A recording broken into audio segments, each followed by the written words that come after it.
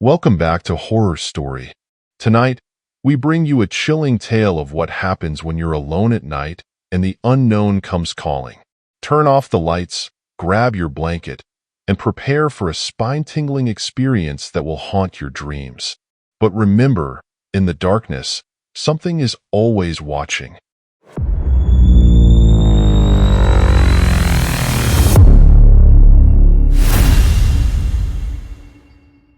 Sarah had always been a night owl, enjoying the solitude and peace that came with the quiet hours of the night.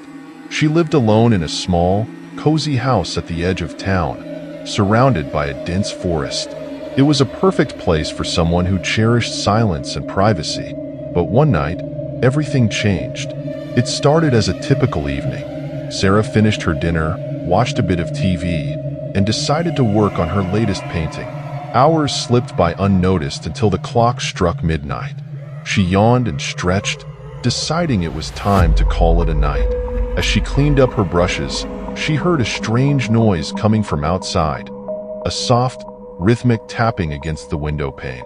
Curious, Sarah approached the window, but the thick curtains obstructed her view. She hesitated for a moment before pulling them aside, expecting to see a tree branch swaying in the wind or perhaps a bird. Instead, she found herself staring into the darkness of the forest. There was nothing there. She shrugged it off as her imagination playing tricks on her and went to bed. Just as she was drifting off to sleep, the tapping returned, louder and more insistent this time. Her heart raced as she sat up, straining to listen. The noise seemed to be coming from the front door. Summoning her courage, she grabbed her phone and tiptoed towards the sound. The tapping continued, growing more frantic with each step she took. Sarah reached the door, her hand trembling as she turned the knob. She swung the door open, and her breath caught in her throat. There, standing on her porch, was a figure cloaked in shadow, its face obscured by the darkness. "Who are you?" she demanded, her voice shaking. The figure didn't respond. Instead, it took a step closer, and Sarah felt a cold chill wash over her. She backed away, fumbling for the light switch. When she finally managed to flip it on, the porch was empty. The figure had vanished without a trace. Sarah slammed the door shut, locking it and bolting it for good measure. She retreated to her bedroom, her mind racing. Was it a prank? Had she imagined the whole thing? As she lay in bed, staring at the ceiling, she couldn't shake the feeling that she was being watched. The rest of the night passed in a blur of half-sleep and paranoia. Every creak of the house, every rustle of the wind sent her heart into overdrive. Morning couldn't come fast enough. When the first rays of sunlight finally broke through her window, she breathed a sigh of relief. But the nightmare wasn't over. As Sarah made her way to the kitchen, she noticed something on the floor by the front door. A trail of muddy footprints leading from the door to her bedroom. Her blood ran cold. Someone had been inside her house while she slept. She called the police, but there was little they could do. There were no signs of forced entry, no evidence of who or what had been there. They told her to stay vigilant and left her with a sense of unease that lingered long after they were gone. Days turned into weeks, and Sarah tried to move on. But every night, as the clock struck midnight, she heard the tapping again. It was always there, just beyond the edge of her sanity, reminding her that she was never truly alone.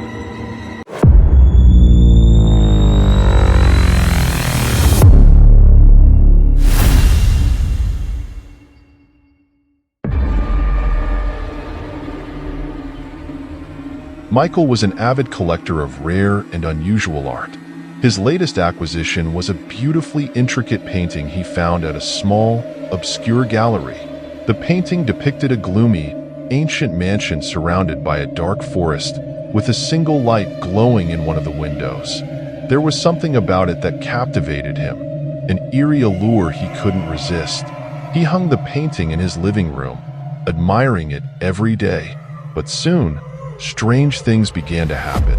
The atmosphere in his house grew heavy, and he felt like he was constantly being watched. At night, he heard faint whispers and soft footsteps echoing through the halls. One evening, As Michael sat in front of the painting, he noticed something odd.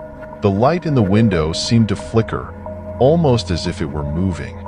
He blinked, thinking it was a trick of the light, but the flickering continued. He leaned closer, his heart pounding, and realized that the light was indeed moving. The realization sent a chill down his spine. He tried to shake off the unease and went to bed, but sleep eluded him. In the middle of the night, he woke to the sound of knocking.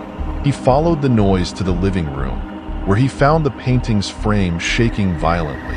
Terrified, Michael decided to get rid of the painting. He took it down and placed it in the basement, hoping to distance himself from whatever malevolent presence it harbored. But the disturbances only grew worse. The whispers turned into guttural voices, and shadows danced along the walls. One night, he woke to find the painting back on the living room wall, its light glowing brighter than ever. Panicked, he called a friend, an expert in the paranormal, for help. His friend arrived and immediately sensed the dark energy emanating from the painting. "This painting is a portal," his friend explained. "It's a gateway for spirits, and one of them has latched onto you." Desperate, they tried to destroy the painting, but every attempt failed. The canvas was indestructible. In a final effort, they decided to perform a ritual to sever the connection between Michael and the painting. The ritual was intense, filled with chanting and incense smoke.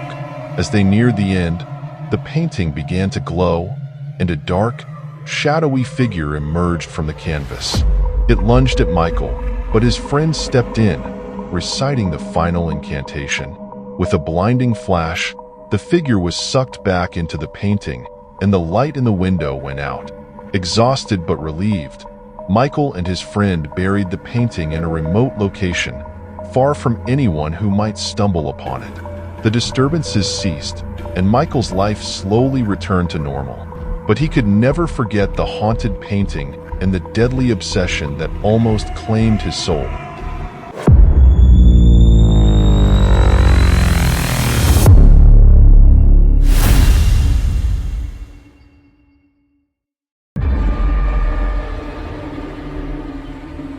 Emily had always loved the quiet serenity of her grandparents' old farmhouse. Nestled in a secluded valley, it was the perfect escape from her busy city life. She had visited the house countless times growing up, but this was her first time staying there alone.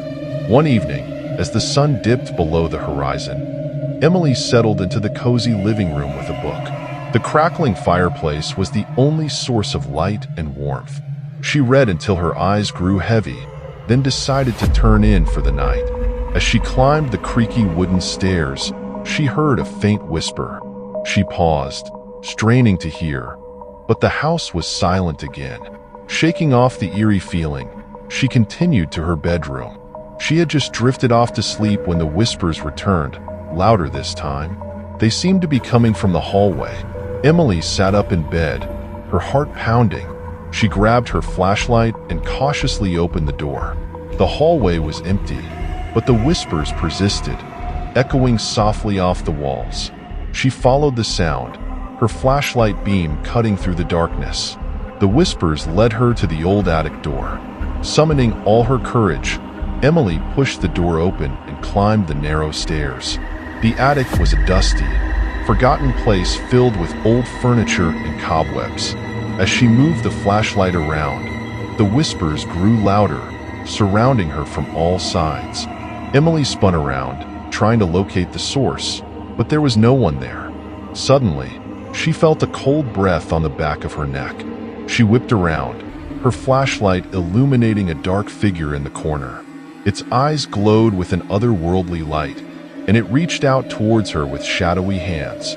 Emily screamed and bolted down the stairs, slamming the attic door behind her.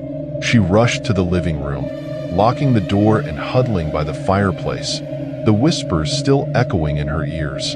She stayed there, wide awake, until the first light of dawn. In the morning, Emily decided to leave the farmhouse. As she packed her bags, she noticed something chilling. Her grandfather's old journal was lying open on the table, a page marked with a hastily scrawled note. "Beware the whispering shadows. They seek the warmth of the living. Emily never returned to the farmhouse again. The memory of that night and the whispering shadows haunted her for the rest of her life. If you enjoyed this story, check out my YouTube channel, Horror Story, for more spine-tingling tales that will keep you up at night. Don't forget to like, comment, and share this video to help others discover the chilling world of Horror Story.